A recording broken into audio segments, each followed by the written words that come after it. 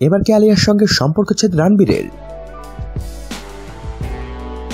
সবাইকে গল্প কথা ইউটিউব চ্যানেলে স্বাগতম। আমাদের চ্যানেলে সাবস্ক্রাইব করেছেন কি? বলিউডের অজানা সব নিউজ আপডেট পেতে সাবস্ক্রাইব লেখার উপর ও বেল বাটনে প্রেস করুন।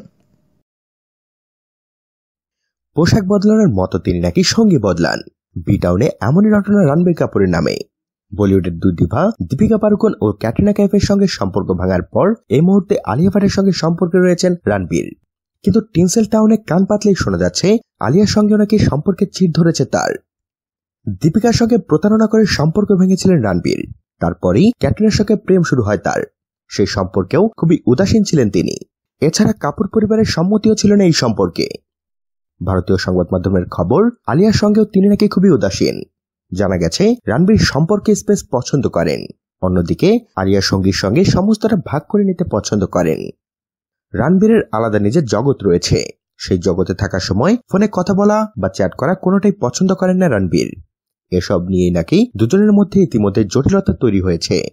সময় না দেওয়ার কারণে আলিয়া যথেষ্ট হতাশ হয়ে পড়েন, তবে তাতে তেমন গুরুত্ব দেন না রণবীর।